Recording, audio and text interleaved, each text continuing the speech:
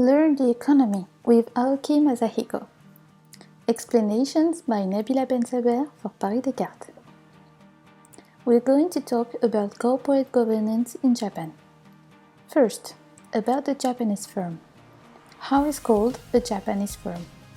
Well, various labels have been used to describe the system of corporate governance in Japan, such as bank-based, relationship-oriented, network, insider, stakeholder, or coordinate model of corporate governance.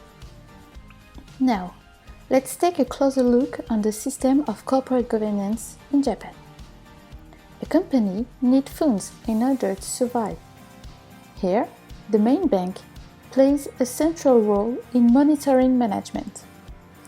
Bank lending was the main source of external corporate governance financing during Japan's period of high growth. The main bank traditionally has long-term relationship with client firms that involve helping to overcome information asymmetries with client firms. Also, this helps reassuring the shareholders.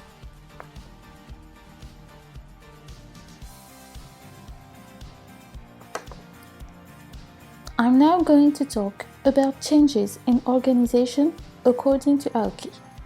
To do so, I have to explain a few words. Entry. Entry into a segment by a parent firm means that the sales of the segment are not reported at the beginning of the phase, but are reported at the end of the phase. On the contrary, exit a segment by a parent firm means that the sales of the segment are reported at the beginning of the phase, but are not reported at the end of the phase.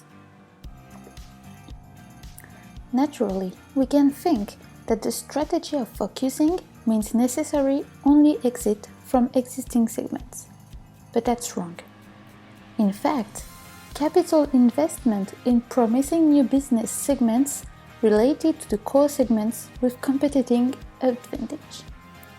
For example, Asahi Kasei, whose core business is in chemical industry, have aimed at developing a wide range of businesses around promising segments, such as healthcare or environment.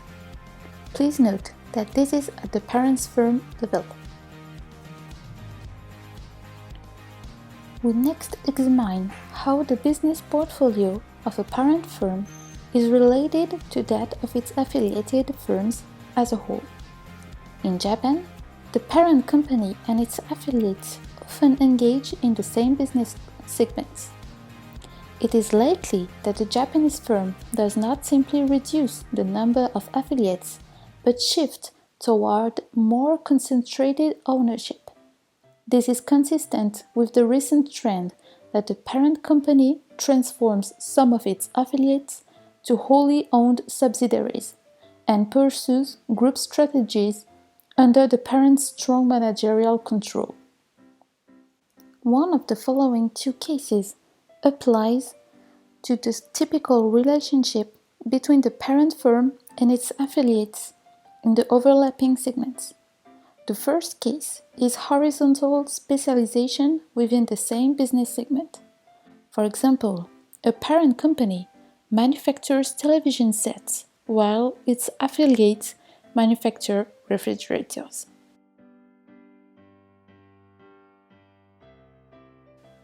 The second case is vertical specialization within the same segment. For example, the parent company manufactures wheels while its affiliates assemble them into cars.